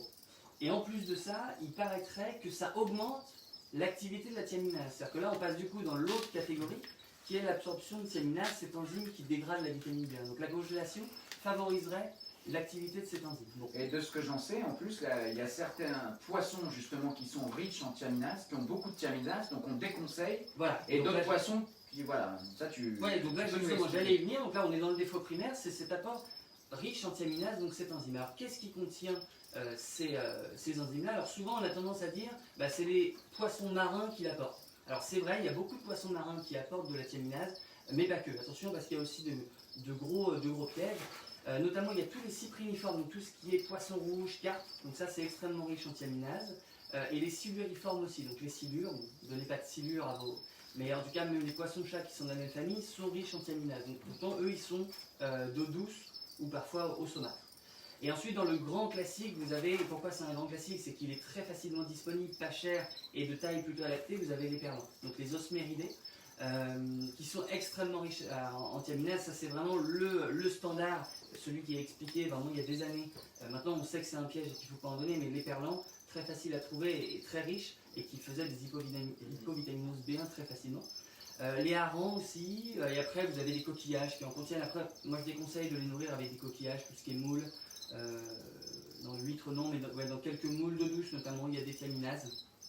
Après ça c'est un petit peu plus rare. Donc vraiment les grands classiques, poisson rouge, poisson chat et perlan surtout. Voilà. Surtout que les perlans vous achetez en sac de 1 kg congelé, donc double effet, riche en thiaminase et en plus congelé. Donc, voilà. Alors qu'est-ce qui se passe quand les gens, qu'est-ce qui se passait quand les gens faisaient ça en fait? Alors donc en fait, qu'est-ce que ça provoque quand vous donnez des aliments riches en thiaminase ou qui ne contiennent pas suffisamment de B1, comme je vous ai dit, l'organisme ne peut pas la stocker. Donc les symptômes viennent très rapidement. Très rapidement, c'est quoi? C'est 2-3 repas qui ne sont pas équilibrés. Donc c'est vraiment assez rapide. Ah ouais, la vache, c'est très rapide.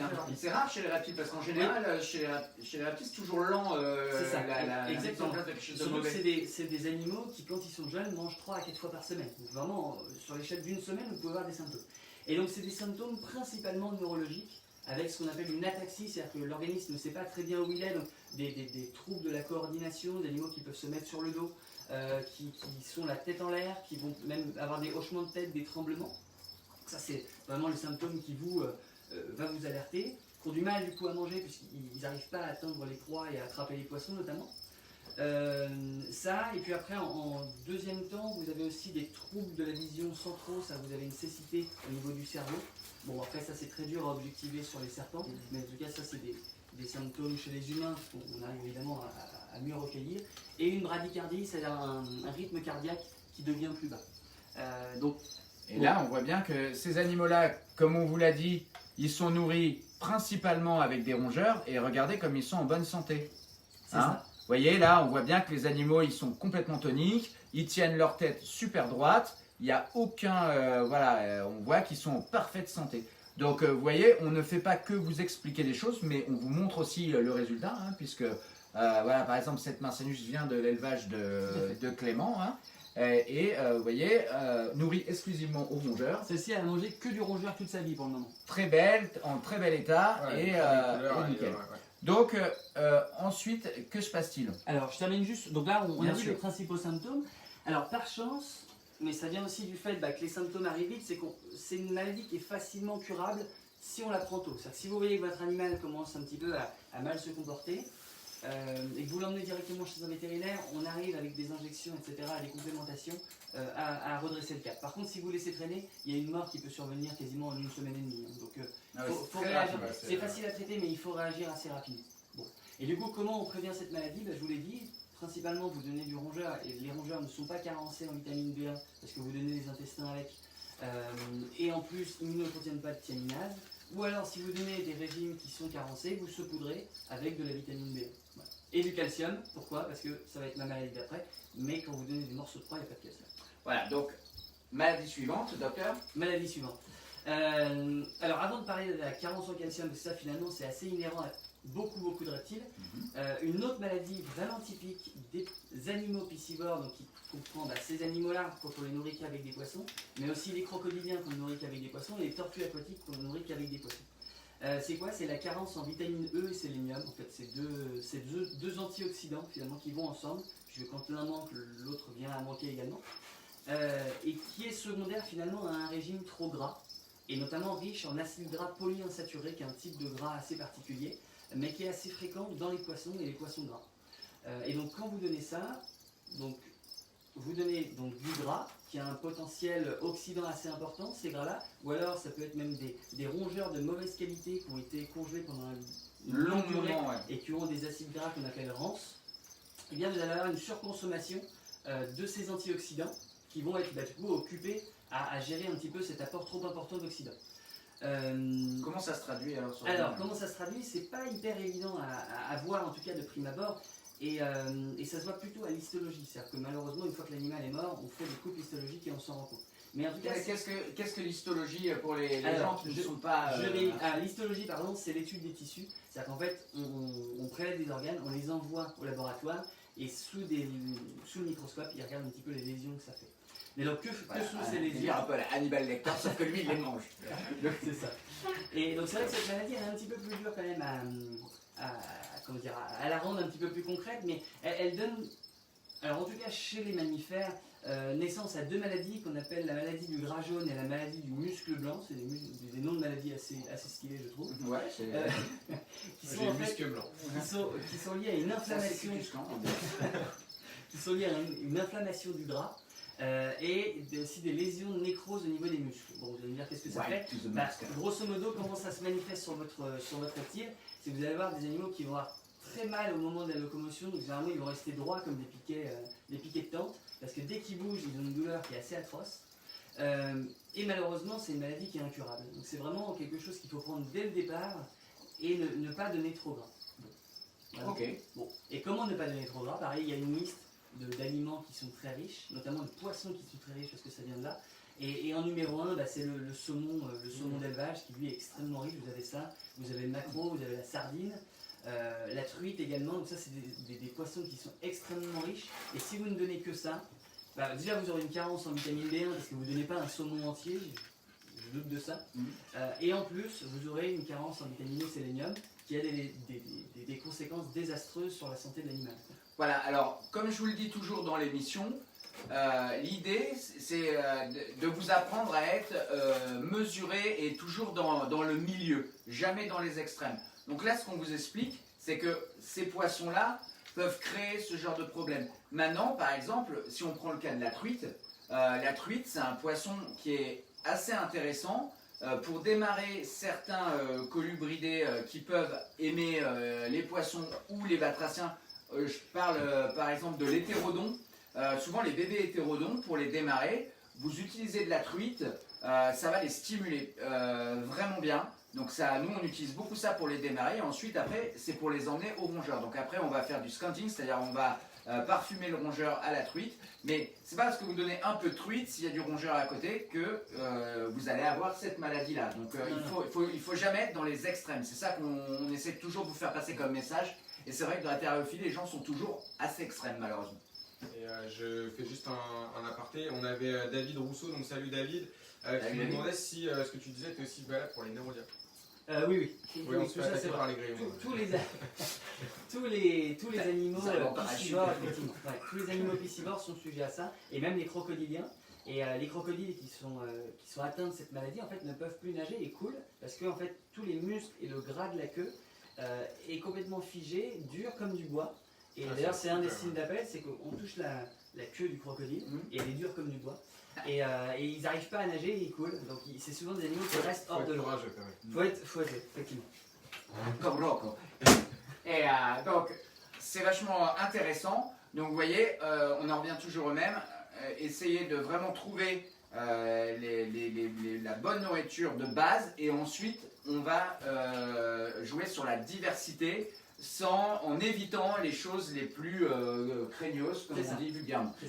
Donc après, tu parlais d'autres maladies liées voilà, au calcium. grosso modo, ouais, voilà, ça va être la dernière qui là pour le coup est vraie pour quasiment tous les reptiles qui mangent des morceaux d'animaux. Ça peut être du varan des savanes, du cinghialon bleu, vraiment tout ça c'est la même chose. C'est pas parce qu'ils sont pescivores, c'est que quand vous donnez des morceaux d'animaux, donc ça peut être du muscle, uniquement du foie, donc qui est très bien le foie parce que c'est riche en vitamine A et en vitamine D3, mais vous n'avez pas de calcium. Et dès que vous donnez des morceaux d'animaux, donc vous déséquilibrez la ration.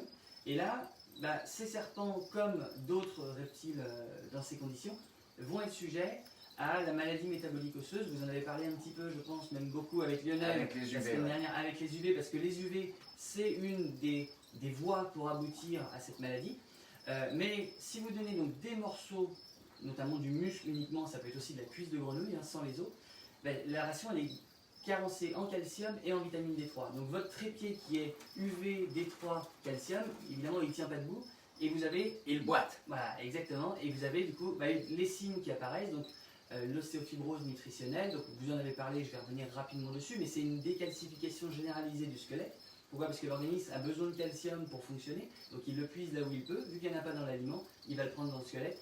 Et vous avez donc des animaux qui ne grandissent pas, qui ont des retards de croissance assez majeurs, et dans le cas ultime, des fractures spontanées de vertèbres, donc ils sont complètement déformés, et malheureusement dans ces cas-là c'est trop tard, on ne peut rien faire. Il n'y a que l'euthanasie qui... Exactement. Voilà, on ne peut pas revenir en arrière quand ça a passé un stade... Donc pour prévenir ça, finalement, il faut favoriser les proies entières, ou quand vous ne pouvez pas, complémenter en carbonate de calcium la ration. Sauf que si vous prenez du muscle et que vous complémentez en carbonate de calcium, c'est pas suffisant, il va vous manquer de la vitamine D3. Donc là, vous pouvez rapporter un petit peu de bout de foie par exemple, qui contient de la vitamine D3. Voilà. Donc vous voyez, au final, là aujourd'hui on parle de serpents. La dernière fois, pendant l'émission avec Lionel, on a parlé beaucoup d'UV, donc on parlait beaucoup de lézards, parce que c'était une émission autour de l'éclairage des lézards. Mais la conclusion est la même en fait, il faut que les proies contiennent un ensemble de choses pour être suffisamment riches et constituer une alimentation viable pour ces animaux en captivité. Donc maintenant je pense qu'on va passer aux questions de tous nos auditeurs. On a fait le tour. Tu avais d'autres choses à rajouter sur l'alimentation? Après on va voir s'il y a des questions. Alors sur les questions, on a abordé quand même beaucoup de questions qui étaient déjà posées. Je vous avoue que là j'en ai pas réellement... alors tu m'écris mes mains, c'est important. Alors Clément voilà, a géré l'émission et a répondu aux gens. Donc on vous invite les repères si vous avez des questions justement à nous les poser maintenant. Comme ça, on va pouvoir continuer. Je pense qu'on peut revenir quand même. On avait Marsu toujours qui nous posait la question de savoir au niveau du terrarium. C'est vrai qu'on a parlé du terrarium en soi, mais on a pas parlé de la taille, des dimensions, bien sûr. du type de substrat, des choses comme ça. Donc je pense qu'on peut revenir un petit peu là-dessus. C'est très intéressant d'ailleurs. Alors pareil, là je vais partir dans mon expérience. Peut-être que d'autres le font. Et après Manon, on passera à ta question. Moi personnellement, mes adultes sont sur du 120, 60, 60 parce que je trouve qu'ils aiment bien grimper en fait. J'en mets des branches et ils aiment beaucoup se mettre en hauteur. Voilà, et rappelez-vous de l'origine de l'étymologie de Tamnophis qui veut dire serpent des buissons, serpent des arbrisseaux. C'est ça. Donc c'est vrai que pareil, ça peut être aussi un préjugé, on se dit c'est des animaux pseudo-aquatiques, etc. Donc finalement on va plutôt leur permettre de nager. Mais en fait, ils grimpent. Ils nagent finalement. Ils aiment grimper. Alors après, c'est toujours pareil. Peut-être que vous aurez des animaux qui ont horreur de ça. Parfois, on me dit non, vous m'avez dit ça alors que c'est pas vrai. En fait, chaque animal aussi chaque animal est différent et il faut prendre vraiment ses considérations. Évidemment, mais en règle générale, on peut constater, vous voyez, depuis tout à l'heure, on les regarde, ils n'ont pas arrêté de bouger. Manon, justement, elle avait une question au niveau des sous-espèces pour le maintien, on a un peu évoqué tout à l'heure, mais du coup, pareil, on avait pas mal de RPers qui posaient ces questions-là sur justement dans le terrarium, est-ce que alors pour un couple, est-ce que c'est possible? Si on fait cohabiter des sous-espèces ensemble, est-ce que c'est possible? Mâle, femelle, mâle, femelle, femelle? Alors, par rapport à ça, faire cohabiter différentes sous-espèces, à moins que vous ayez exactement le même sexe, ça serait dommage de les mettre ensemble parce qu'il va forcément y avoir de l'hybridation. C'est un peu triste. Et surtout pour les Thamnophis cirtalis, parce qu'il faut savoir, notamment pour certaines sous-espèces comme la Tetraténia ou la Farnalis, il n'y a plus d'import depuis 1989. Donc toutes les souches qu'on a, c'est que des souches d'élevage avec un taux de consanguinité, je ne te lance pas là-dessus Nico, mais qui est assez important. Et ce serait dommage quand même de perdre, je trouve, pas la pureté de la sous-espèce, mais c'est un petit peu ça. Oui. Et je sais qu'il y a beaucoup de personnes qui font du croisement Infernalis Tetraténia. Moi personnellement, je trouve ça dommage parce que dites-vous que le serpent jarretière de San Francisco, donc la Tetraténia, est maintenant plus disponible, c'est impossible, on ne peut plus en avoir. Voilà. Et il faut savoir aussi qu'en ce moment, la Californie et San Francisco, ils sont dans des incendies tous les ans, et je ne donne pas cher de la survie de cette sous-espèce dans la nature, donc s'il vous plaît, essayez de la conserver pure. Peut-être qu'un jour, il n'y en aura plus. Voilà. En fait, ça, on saura le réservoir, c'est aussi à ça que ça sert la terrariophilie. Ça, je l'ai souvent expliqué. C'est à conserver des espèces qui, malheureusement, à cause de l'homme, à cause de pas mal de choses, vont disparaître dans un futur plus ou moins lointain. À savoir que donc aujourd'hui, aucune Thamnophis n'est protégée par la Convention de Washington. Ça, c'est une chose.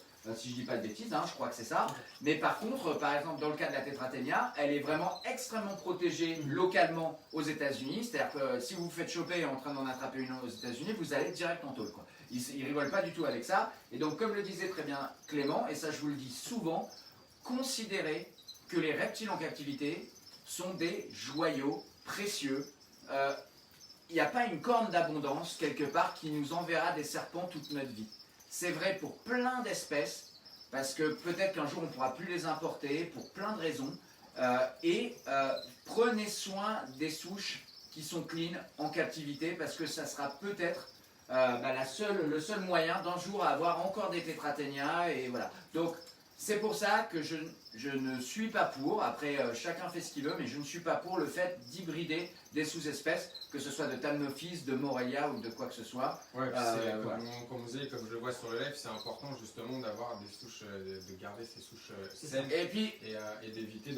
D'après quand on achète, par exemple, on avait Max qui disait ça, c'est vrai que si demain tu achètes une Circalis Infernalis et qu'en amont ça a été croisé avec une autre Circalis, etc., et que c'est pas dit, en fait on n'a plus l'info. Et du coup, on fait un peu n'importe quoi. Voilà, alors ça c'est une très bonne réflexion de Max, qui je sais fait de l'élevage. Ouais. Donc voilà, moi en tant qu'éleveur, je rejoins parfaitement Max. Par exemple, comme vous le savez, j'ai des boïdés depuis de nombreuses années, et notamment beaucoup de pitons australiens. Et dans les Morelia spilota, il y a différentes sous-espèces, exactement comme chez les Thamnophis.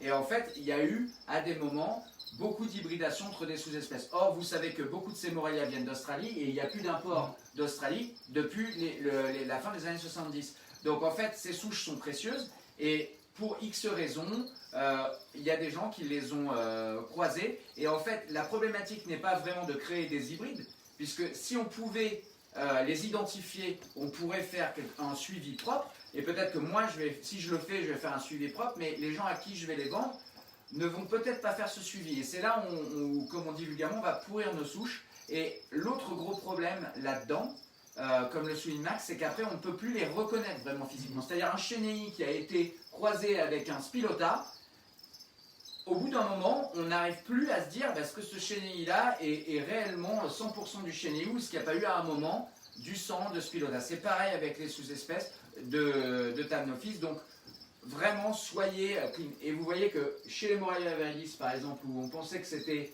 la même espèce avec plein de localités où il y a eu plein de mélanges, au final maintenant on sait par l'ADN et tout ça qu'il y a plusieurs espèces de Morelia, donc viridis, lazureus, avec plusieurs... même sur les pardalis, où il y a eu des études dans le même genre. Les pardalis, c'est pareil, on vous en avait parlé. Donc évidemment on n'est pas toujours au courant de là où viennent nos animaux. Les souches, c'est hyper dur de les tracer. Mais quand vous avez la chance d'avoir des souches qui sont tracées, vous savez que tel éleveur à qui vous l'avez acheté, il est hyper là-dessus, et que lui, il l'a acheté, et il a un petit peu tout le parcours historique de cette souche, respectez-le, quoi.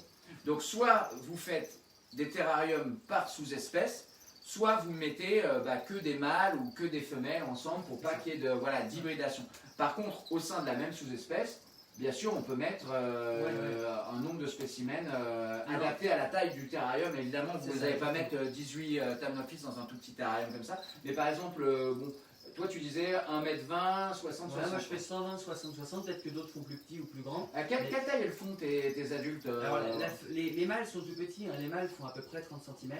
Il y a un gros dimorphisme sexuel. Et la femelle fait quasiment le double. Et vraiment un diamètre qui est beaucoup plus important. Donc, voilà, donc en fait c'est une espèce. Donc on ne le voit pas évidemment sur les juvéniles, là on n'a pas d'adulte à vous montrer, mais où il y a ce qu'on appelle un dimorphisme sexuel, c'est-à-dire qu'en fait il y a vraiment morphologiquement une très grosse différence entre le mâle et la femelle. Le mâle va être petit et la femelle énorme. C'est le cas chez beaucoup d'espèces, par exemple chez l'hétérodon, voilà. Et donc on peut mettre quand même pas mal de spécimens au final. On peut aller jusqu'à 5-6 dans un terrain de 120, sans problème. Et là pour le coup, autant souvent je vous dis faites attention aux grandes tailles parce que certains serpents ne les utilisent pas forcément. Autant là franchement c'est une espèce de serpent qui est hyper active et qui va au contraire profiter de tous les enrichissements que vous allez faire. Et ça on n'en parle pas assez, enfin vous savez que chez Raptini on aime bien tout ce qui est enrichissement, conditionnement positif et tout ça. Et je pense que ce type de serpent, pour tous les serpents, l'enrichissement ça peut être bien, mais particulièrement sur ce type de serpent, c'est-à-dire de changer régulièrement le décor, de faire en sorte qu'elle puisse grimper, etc. Ça va stimuler l'activité et stimuler l'enrichissement, c'est vraiment important. C'est ça. Et par contre, pour l'élevage des nouveau-nés, moi je vous conseille vraiment de les mettre en boîte ou en rack, parce qu'il faut savoir que c'est quand même minuscule. Et si vous les mettez en terrain, en tout cas pas bien sécurisé, mais ils s'évadent vraiment très très facilement. Ça fait 2-3 mm. Regardez. Quand ça naît. Regardez un bébé Infernalis. Et celui-ci encore n'est pas nouveau-né. Hein. Ça c'est pas un nouveau-né bien sûr, mais regardez comme il est petit par rapport à mes doigts et tout fin.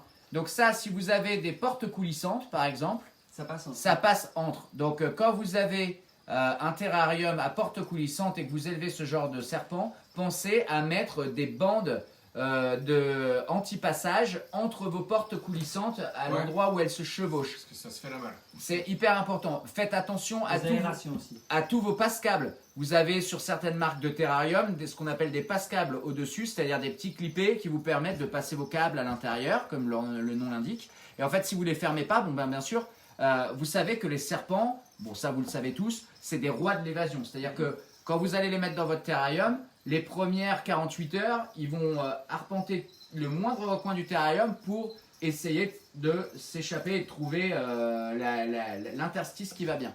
Donc, on a tous malheureusement eu des serpents échappés. Donc voilà, on est là pour vous faire partager nos mauvaises expériences de fuite. On ne veut pas que vous perdiez votre petite Thamnophis. Donc faites super attention, soyez hyper parano sur les échappés. Donc les juvéniles, c'est vrai que nous ici, on les maintient dans des petits terrariums en verre de type Exoterra par exemple, ou Terra Atlantis, les 30 par 30 par 30. On les met en petits groupes là-dedans avec de la coco comme substrat. Je ne sais pas ce que toi tu utilises comme substrat. Moi j'ai du copeau de hêtre, mais que je ne recommande pas forcément parce qu'en fait c'est des animaux qui... Alors je mets un truc qui ne convient pas. Mais... C'est des animaux en fait qui font beaucoup de déjections. Et donc vaut mieux je pense de la fibre de coco qui absorbe. Mais les jeunes par contre elles sont sur coco. Voilà, l'éclat de coco c'est vraiment bien parce que premièrement, comme vous le savez, ça ne pourrit jamais. Donc si la gamelle se renverse, voilà, s'il y a un peu d'humidité excessive, vous n'aurez jamais un champignon, vous n'aurez jamais une moisissure. Ah super tata. On aura un gros Thamnophis pour la fin de l'émission. Oui. Il était là-bas. On en parlera plus tard. D'accord. Ah oui, c'est parce que je les ai nourris. Donc voilà, un gros Thamnophis noir. Un gros Thamnophis. Donc voilà, donc faites attention, il ne faut pas que vos animaux s'échappent. Voilà, donc mettez pour les petits serpents, vous mettez un truc entre vos. Donc voilà, nous on les met sur de l'éclat de coco. Voilà, je vous disais parce que ça résiste bien à l'humidité, pas de moisissure, ça absorbe très bien les odeurs. Donc vous savez que c'est des animaux qui ont un métabolisme rapide et qui font beaucoup de fientes qui sont plutôt liquides, à l'inverse de certains boïdés. Les fientes sont très liquides et sentent mauvais. Hein. Ça sent pas très bon. Et surtout, ça vient du fait que ce qu'ils mangent en général, il n'y a pas de poils. Parce que les rongeurs que vous donnez sont assez petits. Donc il n'y a pas de poils pour donner de la consistance au sel. Donc c'est très liquide, quoi. Voilà, la consistance vient des poils et vient aussi de la durée du temps de transit. Du temps de transit, puisque sur les boïdés, c'est vrai que c'est très long, donc du coup les crottes sont toujours bien formées et voilà, c'est pour ça que c'est toujours plus simple à nourrir. On avait d'autres questions justement sur savoir si on avait de la Marcianus de disponible et en fait on avait pas mal de questions par rapport au prix des Thamnophis. Donc en fait j'étais parti vous chercher les prix. Bon, ça c'est pas le plus intéressant on va dire. Non mais parce que les gens sont intéressés pour justement en avoir à la maison. On va pouvoir, donc en fait ça varie entre, je dirais ça démarre autour d'une 60aine d'euros et ça peut nous on démarre à 59 euros. Voilà, donc 59 euros. La Certalis Infernalis, pardon, elle est à 219 chez nous. Voilà, ça peut aller, donc bien plus pour de la Tetraténia. En fait, c'est comme toujours avec les reptiles, hein, plus la sous-espèce est rare, plus le prix monte. Mais en tout cas, vous pouvez vous faire plaisir à partir d'une 60aine d'euros. Donc voilà, abordable par tous. Et le matériel, pareil, il n'y a pas besoin de matériel. Donc c'est sommaire, voilà, c'est simple. Donc ça peut être très intéressant justement pour les néophytes. Voilà, il y avait eu une question quand on a mis le teaser de l'émission de quelqu'un qui disait est-ce que voilà, moi je suis débutant, je trouve que c'est des super serpents. Est-ce que je peux débuter avec des Thamnophis? La réponse est bien évidemment oui, parce qu'il n'y a aucun problème. C'est des serpents qui sont petits, qui sont faciles, et surtout, comme on le dit toujours chez Reptiline, il n'y a pas de bon serpent pour débuter, il y a surtout le serpent que vous aimez. Si vous aimez un serpent, débutez avec celui-là. De toute façon, on est toujours débutant. Moi, je peux élever des pitons depuis des années, et si je commence à élever des Thamnophis, je serai débutant en Thamnophis. Donc, on est toujours débutant. Donc, prenez l'espèce qui vous plaît. On élève bien ce qu'on aime. C'est super important justement. Ce que dit Nicolas, c'est la base. Vous dites pas je suis débutant, je vais prendre un serpent pour débutant. Voilà. Il faut prendre le serpent qui vous fait kiffer les herpes. Exactement, il n'y a pas de serpent pour débutant. Si on vous dit il faut absolument prendre un Pantherophis gutatus, si vous n'aimez pas les Pantherophis gutatus et que votre rêve c'est d'avoir une Thamnophis ou un Chenei, prenez ça. Et franchement, vous pouvez tout à fait, si vous êtes consciencieux, si vous suivez bien les conseils qu'on vous donne, si vous aimez votre animal, que vous l'observez, que vous êtes à l'écoute de lui, vous allez réussir. Il n'y a aucun problème. Et donc, par contre, si vous choisissez un serpent parce qu'on vous dit prends-le, c'est un serpent de débutant, mais qui ne vous plaît pas, que vous n'aimez pas son comportement, que vous n'aimez pas son odeur, que vous n'aimez pas vous en occuper, ça ne va pas bien marcher. Donc prenez toujours ce que vous aimez et entourez-vous de conseils, entourez-vous de gens qui élèvent cette espèce et ça se passera très bien. Nous, on a fait débuter des gens avec des Morelia viridis qui sont réputés pour être un petit peu délicats et tout, et ces gens-là les ont toujours et ça se passe très bien parce qu'ils ont suivi les conseils et qu'ils ont et puis c'est ça, et puis eu de l'attention. Expliquer comment les aborder et puis après ça se passe nickel. Exactement. Donc question suivante. Là j'avais Mejdi Snex, donc on salue Mejdi. Mejdi. Et je pense que ça peut être cool de le rappeler, qui nous demandait en fait c'est quoi du coup le meilleur poisson pour les piscivores. Le poisson entier, très bonne question, parce qu'en fait théoriquement c'est vrai que tout le monde dit qu'il faut donner du guppy.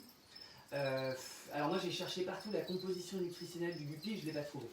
Donc, elle est secrète, c'est comme la recette de Coca-Cola, elle est dans un coffre-fort au fin fond de la jungle.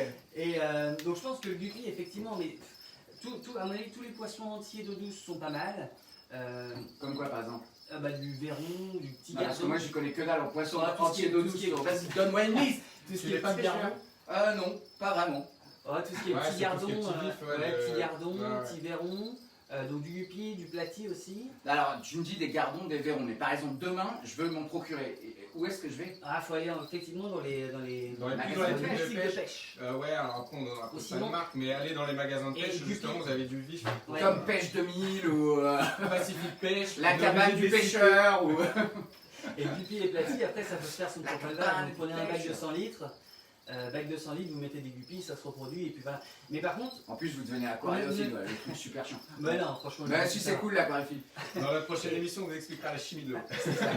Sûrement le cycle de l'azote.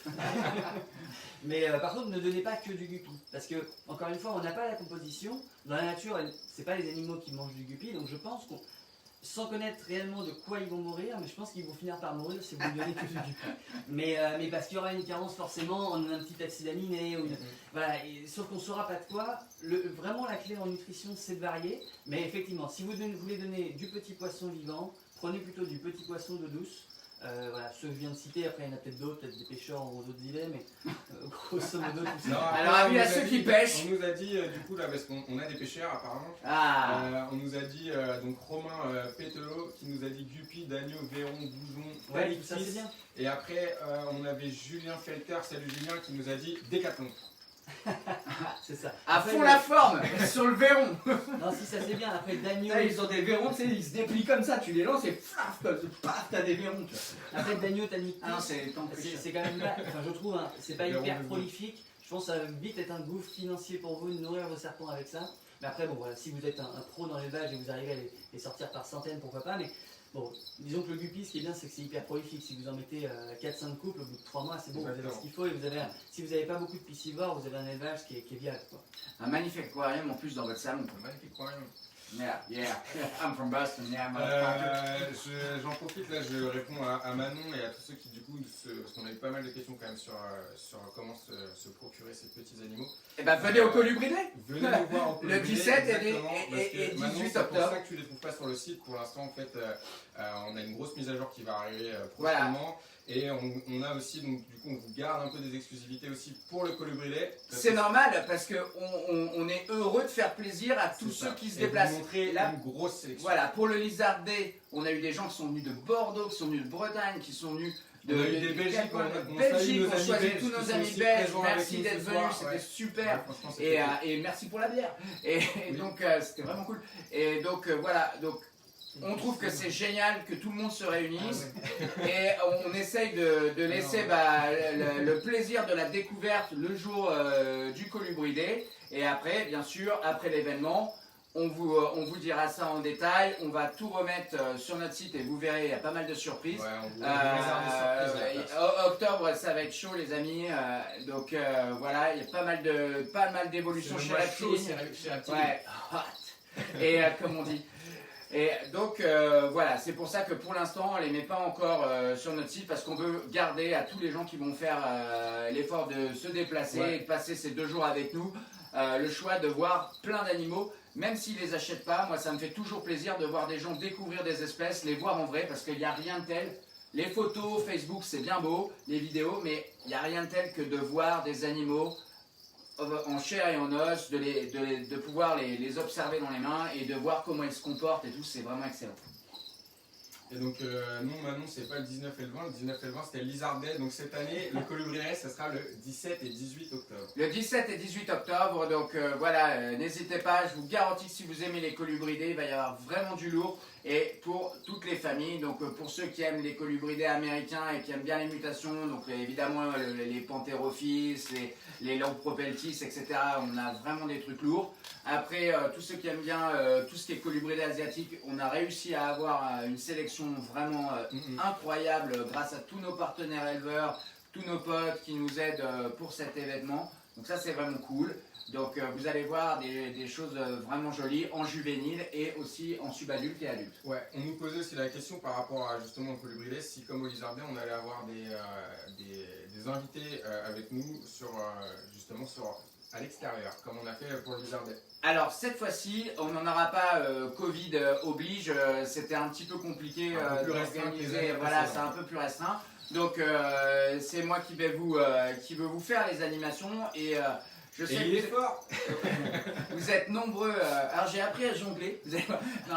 Il a ramené un diabolo. Ouais. Alors je déteste ça. Et donc en fait, vous avez été souvent nombreux, que ce soit par le biais des vidéos, par le biais des formations et tout ça, à chaque fois me demander toutes les techniques de manipulation, d'étude du comportement, renforcement positif et tout ça. Et je vais vraiment axer là-dessus parce que c'est vraiment pour moi quelque chose qui va vous ouvrir la boîte de Pandore. Je m'explique, dans la terrariophilie, comme on disait tout à l'heure, il y a soi-disant des serpents pour débuter, des serpents pour les experts, etc. Moi je pense que les serpents sont pour tout le monde.